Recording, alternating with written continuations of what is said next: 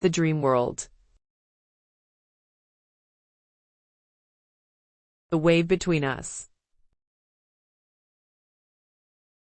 I heard it before I saw it. The house groaned beneath my feet, and the walls trembled with a deep, unnatural vibration that settled into my chest. It was a sound I knew too well. It wasn't thunder.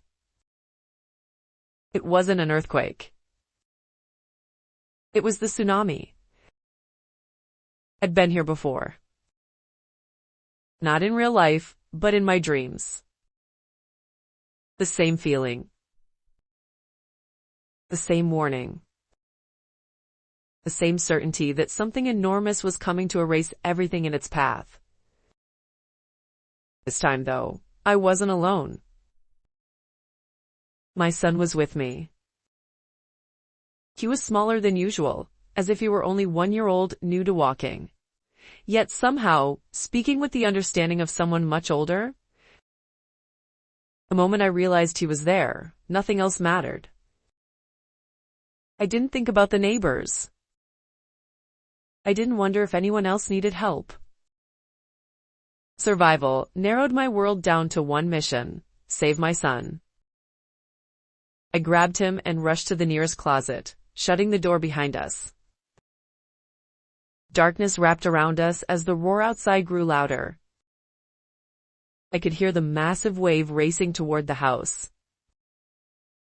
The walls creaked. The floor trembled beneath us. It sounded as if the ocean itself had crashed through every room at once.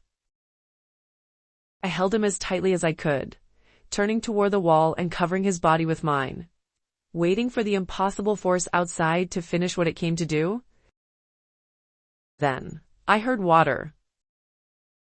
Not crashing. Not violent. It sounded almost peaceful, like a fountain. I waited another moment before opening the closet door. The house was still standing, at least from what I could see.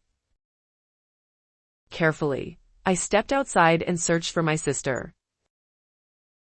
When I found her, she looked strangely calm.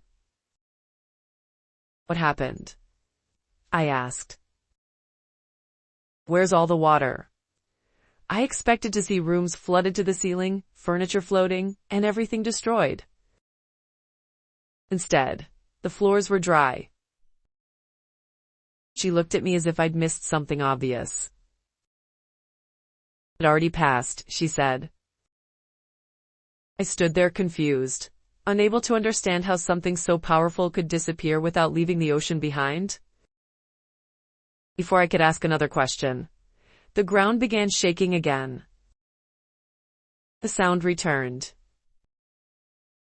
Only this time, it was worse. Far worse. The world around me shifted, and suddenly, I wasn't trapped inside the house anymore. I was outside, looking down at everything below me.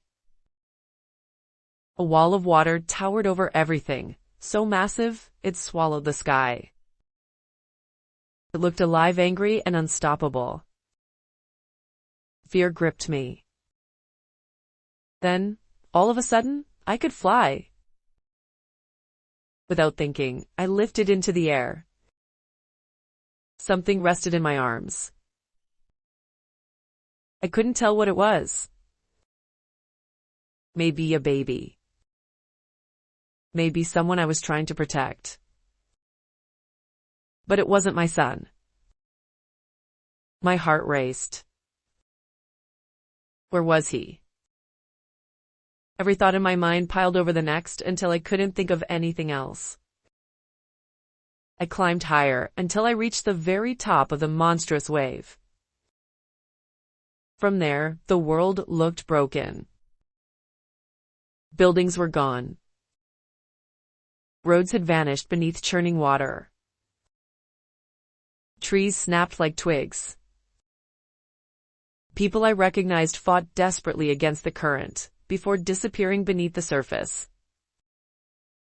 Some reached for anything they could hold on to. Some were trapped inside cars, screaming for help. Others simply vanished. There was nothing I could do. I hovered above it all, helpless, watching lives be swept away while panic settled into my bones. Then, everything stopped. The water became perfectly still. The waves no longer crashed. Cars remained suspended in the flood. Pieces of homes floated without drifting. Even the screams disappeared, as though time itself had paused to catch its breath. The silence felt impossible. For a moment, I wondered if it was finally over. I searched desperately for my son, praying I would see him somewhere below. But all I found was destruction. Then the water moved again. Slowly at first. Then faster. The second wave continued on its path, carrying everything with it. Before I could even process what I was seeing, a low rumble echoed from somewhere beyond the horizon. I turned. Another wave was rising. Then another. A third tsunami climbed into the sky, taller than the first two combined.